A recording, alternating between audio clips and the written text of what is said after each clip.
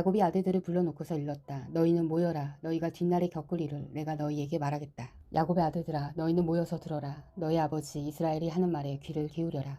르우벤아, 너는 나의 맏아들이요 나의 힘, 나의 정력의 첫 열매다. 그 영예가 드높고 그 힘이 드세다. 그러나 거친 파도와 같으므로 또 내가 아버지의 침상에 올라와서 내 아버지의 침상을 더럽혔으므로 내가 으뜸이 되지는 못할 것이다. 시므온과 레위는 단짝 형제다. 그들이 휘두르는 칼은 난폭한 무기다. 나는 그들의 비밀 회담에 들어가지 않으며 그들의 회의에 끼어들지 않을 것이다. 그들은 화가 난다고 사람을 죽이고 장난삼아 소의 발목 심줄을 끊었다. 그 노여움이 혹독하고 그 분노가 맹렬하니 저주를 받을 것이다. 그들을 야곱 자손 사이에 분산시키고 이스라엘 백성 사이에 흩어버릴 것이다. 유다야, 너희 형제들이 너를 찬양할 것이다. 너는 원수의 멱살을 잡을 것이다. 너희 아버지의 아들들이 내 앞에서 무릎을 꿇을 것이다. 유다야, 너는 사자새끼 같을 것이다. 나의 아들아, 너는 움킨 것을 찢어먹고 굴로 되돌아갈 것이다. 엎드리고 웅크리는 모양이 수사자 같기도 하고 암사자 같기도 하니 누가 감히 범할 수 있으랴. 임금의 지휘봉이 유다를 떠나지 않고 통치자의 지휘봉이 자손 만대까지 이를 것이다. 권능으로 그 자리에 앉을 분이 오시면 만민이 그에게 순종할 것이다. 그는 나귀를 포도나무에 매며 그 암나무 새끼를 가장 좋은 포도나무 가지에 맬 것이다. 그는 옷을 포도주에다 빨며 그 겉옷은 포도의 붉은 즙으로 빨 것이다. 그의 눈은 포도주빛보다 진하고 그의 이는 우유빛보다 힐 것이다. 스불론은 바닷가에 살며 그 해변은 배가 정박하는 항구가 될 것이다. 그의 영토는 시도네까지 이를 것이다. 이사갈은 안장 사이에 웅크린 뼈만 남은 나귀 같을 것이다. 살기에 편한 것을 보거나 안락한 땅을 만나면 어깨를 들이밀어서 짐이나 지고 압제를 받으며 섬기는 노예가 될 것이다. 다는 이스라엘의 한 지파 구실을 톡톡히 하여 백성을 정의로 다스릴 것이다. 다는 길가에 숨은 뱀 같고 오솔길에서 기다리는 독사 같아서 말발굽을 물며 말에 탄 사람을 뒤로 떨어뜨릴 것이다. 주님, 제가 주님의 구원을 기다립니다. 갓은 적군의 공격을 받을 것이다. 마침내 적군의 뒤통수를 칠 것이다. 아셀에게서는 먹거리가 넉넉히 나올 것이니 그가 임금의 수라상을 맡을 것이다. 달리는 풀어놓은 암사슴이어서 그 재롱이 귀여울 것이다. 요셉은 들망아지, 샘 곁에 있는 들망아지, 언덕 위에 있는 들락이다.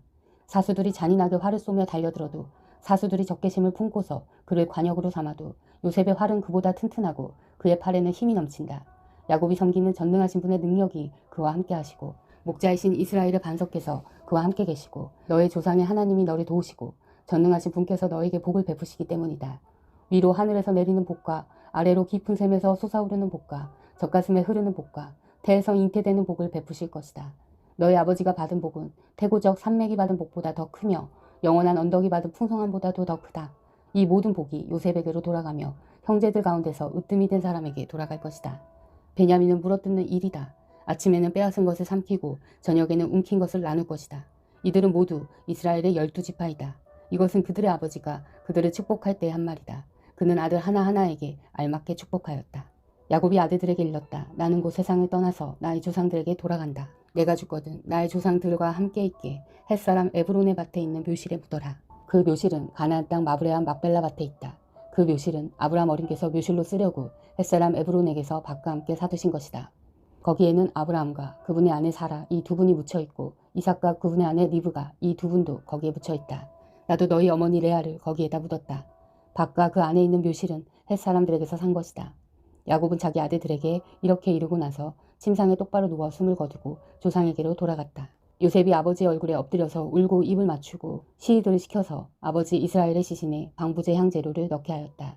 시위들이 방부제 향재료를 넣는데 꼬박 40일이 걸렸다. 시신이 썩지 않도록 향재료를 넣는 데는 이만큼 시간이 걸린다. 그리고 이집트 사람들이 그의 죽음을 애도하며 70일을 곡하였다. 곡하는 기간이 지나자 요셉이 바로의 궁에 알렸다. 그대들이 나를 너그럽게 본다면 나를 대신하여 바로께 말씀을 전해주시오. 우리 아버지가 운명하시면서 내가 죽거든 내가 가나안 땅에다가 준비하여 둔 묘실이 있으니 거기에 나를 묻어라 하시고 우리 아버지가 나에게 맹세하라고 하셔서 내가 그렇게 하겠다고 맹세하였소. 내가 올라가서 아버지를 장사 지내고 올 수 있도록 허락을 받아주시오. 요셉이 이렇게 간청하니 고인이 맹세시킨 대로 올라가서 선친을 장사 지내도록 하라는 바로의 허락이 내렸다. 요셉이 자기 아버지를 묻으러 올라갈 때에 바로의 모든 신하와 그 궁에 있는 원로들과 이집트 온 나라에 있는 모든 원로와 요셉의 온 집안과 그 형제들과 아버지의 집안 사람이 그들에게 딸린 어린아이들과 양떼와 소떼는 고센 땅에 남겨둔 채로 요셉과 함께 올라가고 거기에다 병거와 기병까지 요셉을 호위하며 올라가니 그 굉장한 상여 행렬이 볼만하였다. 그들은 요단강 동쪽 아다 타작마당에 이르러서 크게 애곡하며 호곡하였다. 요셉은 아버지를 생각하면서 거기에서 이래 동안 애곡하였다. 그들이 타작마당에서 그렇게 애곡하는 것을 보고 그 지방에 사는 가나안 사람들은 이집트 사람들이 이렇게 크게 애곡하고 있구나 하면서 그곳 이름을 아베비스라임이라고 하였으니 그곳은 요단강 동쪽이다. 야곱의 아들들은 아버지가 명령한 대로 하였다. 아들들이 아버지의 시신을 가나안 땅으로 모셔다가 마브레아 막벨라 밭에 있는 굴에 장사하였다. 그 굴과 거기에 딸린 밭은 아브라함이 묘자리로 쓰려고 햇사람 에브론에게서 사둔 곳이다. 요셉은 아버지의 장례를 치르고 난 다음에 그 아버지를 장사 지내려고 그와 함께 갔던 형제들과 모든 사람들을 데리고 이집트로 돌아왔다. 요셉의 형제들은 아버지를 여의고 나서 요셉이 자기들을 미워하여 그들에게 당한 온갖 억울함을 안갚음하며 어찌하나 하는 생각이 들어서 요셉에게 전가를 보냈다. 아버지께서 돌아가시기 전에 남기신 유언이 있습니다. 아우님에게 전하라고 하시면서 너희 형들이 너에게 몹쓸 짓을 저질렀지만 이제 이 아버지는 내가 형들의 허물과 죄를 용서하여 주기를 바란다 하셨습니다. 그러니 아우님은 우리 아버지께서 섬기신 그 하나님의 종들인 우리가 지은 죄를 용서하여 주시기 바랍니다. 요셉은 이 말을 전해 듣고서 울었다. 곧 이어서 요셉의 형들이 직접 와서 요셉 앞에 엎드려서 말하였다. 우리는 아우님의 종입니다. 요셉이 그들에게 말하였다. 두려워하지 마십시오. 내가 하나님을 대신하기라도 하겠습니까? 형님들은 나를 해치려고 하였지만 하나님은 오히려 그것을 선하게 바꾸셔서 오늘과 같이 수많은 사람의 생명을 구원하셨습니다. 그러니 형님들은 두려워하지 마십시오. 내가 형님들을 모시고 형님들의 자식들을 돌보겠습니다. 이렇게 요셉은 그들을 간곡한 말로 위로하였다. 요셉이 아버지의 집안과 함께 이집트에 머물렀다. 요셉은 100년하고도 10년을 더 살면서 에브라함의 자손 3대를 보았고 므낫세의 아들 마길에게서 태어난 아이들까지도 요셉이 자기의 자식으로 길렀다. 요셉이 자기 친족들에게 말하였다. 나는 곧 죽는다. 그러나 하나님께서 반드시 너희를 돌보시고 너희를 이 땅에서 인도하여 내셔서 아브라함과 이삭과 야곱에게 맹세하신 땅에 이르게 하실 것이다. 요셉은 이스라엘 자손에게 맹세를 시키면서 일렀다. 하나님께서 반드시 너희를 돌보실 날이 온다. 그때 너희는 나의 뼈를 이곳에서 옮겨서 그리로 가지고 가야 한다. 요셉이 110살에 세상을 떠나니 사람들이 그의 시신에 방부제 향 재료를 넣은 다음에 이집트에서 그를 입간하였다.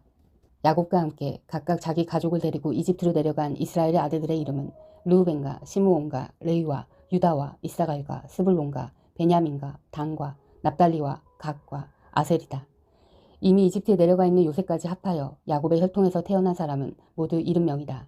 세월이 지나서 요셉과 그의 모든 형제와 그 시대 사람들은 다 죽었다. 그러나 이스라엘 자손은 자녀를 많이 낳고 번성하여 그 수가 불어나고 세력도 커졌으며 마침내 그 땅에 가득 퍼졌다. 요셉을 알지 못하는 새 왕이 일어나서 이집트를 다스리게 되었다. 그 왕은 자기 백성에게 말하였다. 이 백성 곧 이스라엘 자손이 우리보다 수도 많고 힘도 강하다. 그러니 이제 우리는 그들에게 신중히 대처하여야 한다. 그렇게 하지 않으면 그들의 수가 더욱 불어날 것이고 또 전쟁이라도 일어난 날에는 그들이 우리의 원수들과 합세하여 우리를 치고 이 땅에서 떠날 것이다. 그래서 이집트 사람들은 이스라엘 자손을 부리는 공사 감독관을 두어서 강제 노동으로 그들을 억압하였다. 이스라엘 자손은 바로가 곡식을 저장하는 성읍 곧 비돈과 라암셋을 건설하는 일에 끌려나갔다. 그러나 그들은 억압을 받을수록 그 수가 더욱 늘어나고 자손이 번성하였다. 그래서 이집트 사람들은 이스라엘 자손을 몹시 싫어하였고 그들을 더 혹독하게 부렸다. 이집트 사람들이 흙을 이겨 벽돌을 만드는 일이나 밭일과 같은 온갖 고된 일로 이스라엘 자손을 괴롭힘으로 그들의 일은 매우 힘들었다. 한편 이집트 왕은 시브라와 부하라고 하는 히브리 산파들에게 이렇게 말하였다. 너희는 히브리 여인이 아이 낳는 것을 도와줄 때에 잘 살펴서 낳은 아기가 아들이거든 죽이고 딸이거든 살려두어라. 그러나 산파들은 하나님을 두려워하였으므로 이집트 왕이 그들에게 명한 대로 하지 않고 남자아이들을 살려두었다. 이집트 왕이 산파들을 불러들여 그들을 꾸짖었다. 어찌하여 이를 이렇게 하였느냐? 어찌하여 남자아이들을 살려두었느냐?